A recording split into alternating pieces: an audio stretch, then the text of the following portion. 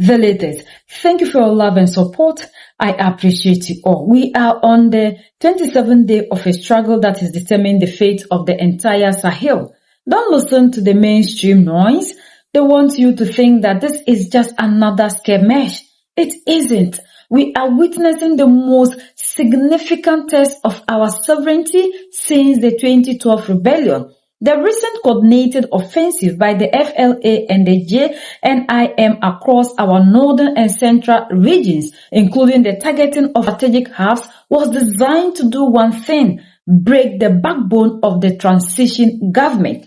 But this is the reality they didn't anticipate. We haven't broken. We have hardened. We are seeing a shift, not just in the political battlefield, but in the political consciousness of every Malian. If you haven't subscribed, please subscribe, hit the notification, and select all. Let's look at Kidal. For months, the enemies of Mali have projected the fall of Kidal as the beginning of the end of the transition. They want the world to see a map where the state has lost its reach.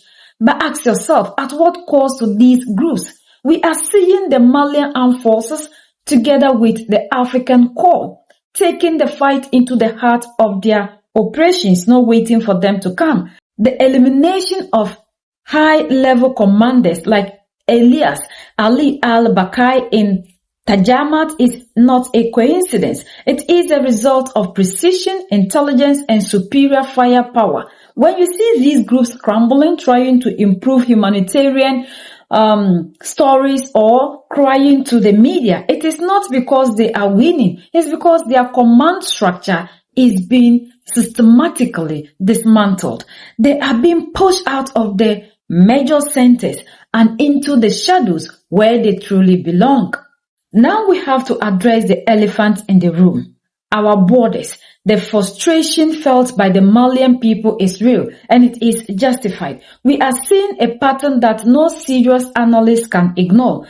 Our military convoys are being ambushed with lethal precision, yet we see reports and witness accounts of other convoys crossing these same borders, specifically from Mauritania, completely unboarded by these so-called insurgents. Why? The Malian people are demanding an explanation. Is it a safe haven, or these groups being supplied and sheltered just across the line, using our neighbors as a shield for their hit and run tactics? Our collective has made it clear. We are tired of the double talk.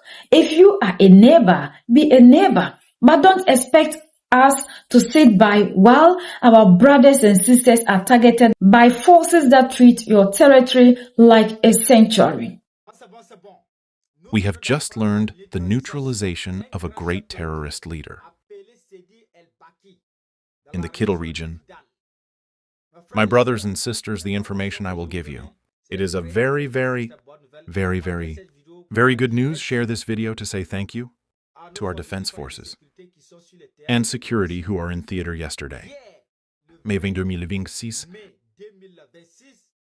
airstrikes on several terrorists north of Kidal has allowed the neutralization of dozens of terrorists in hell to know among the terrorists sent. In hell, one of the great terrorist leaders, commander Hein of the terrorists in the Kidal area, was sent to hell. The CD commander El Baki was sent to hell.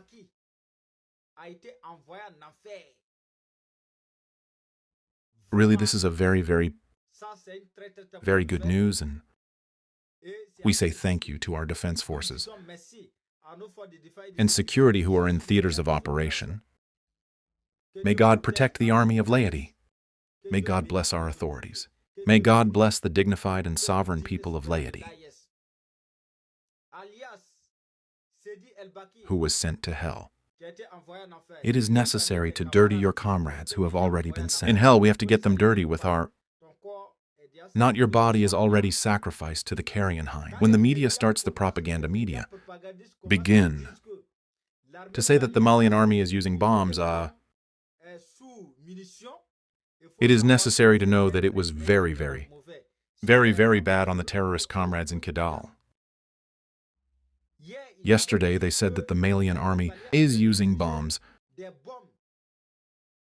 which is forbidden to use, huh? Well, we don't know that. All the bombs, all the materials we have here, we will use against the terrorists. There we will use them against your elements. They will all be sent to hell at the place where I speak at the Kidal level. Operations continue with bombings everywhere. Look at the bigger picture. Why the sudden intensity? Why the increased frequency of these coordinated attacks? Because the Franc-Afrique model is bleeding out.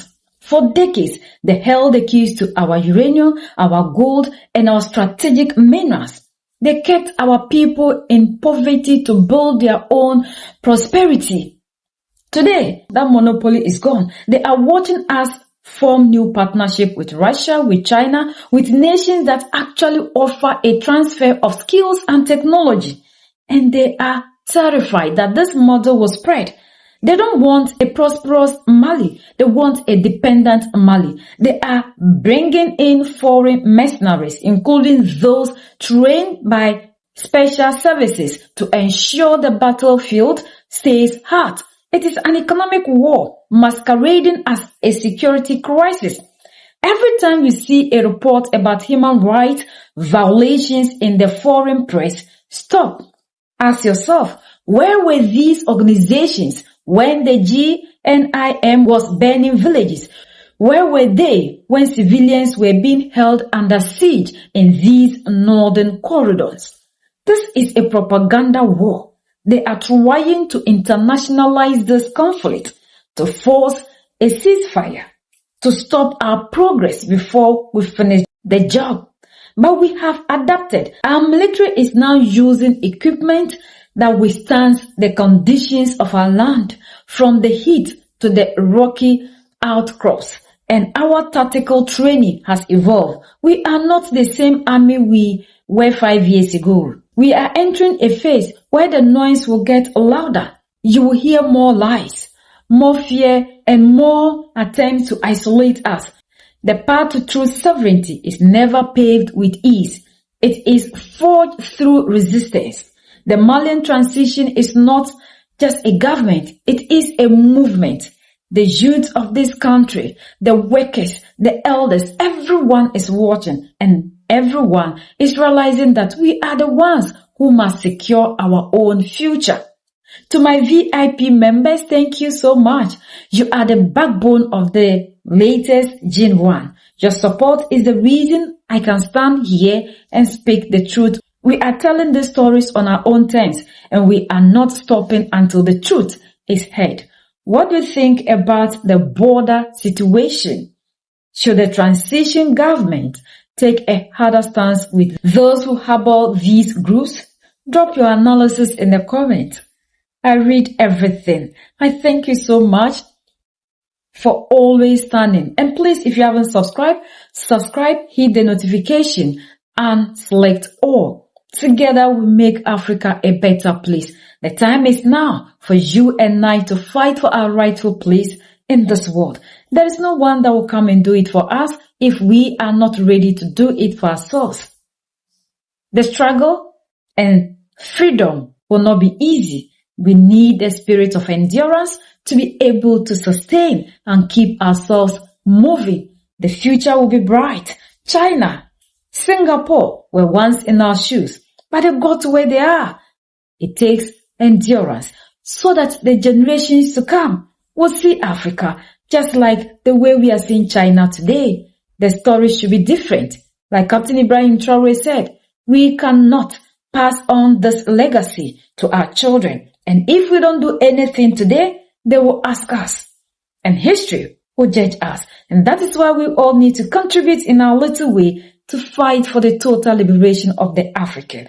We are the only ones that can set ourselves free. United we stand, divided we fall. And united we keep standing forever and ever. The greatest enemy of the African is mental slavery. So let's decolonize ourselves from mental slavery. Let's keep sharing to educate our brothers and sisters. Together we make Africa great for ourselves and the next generations that are going to come. So that's the latest around the world. In Africa, West Africa, and in Mali.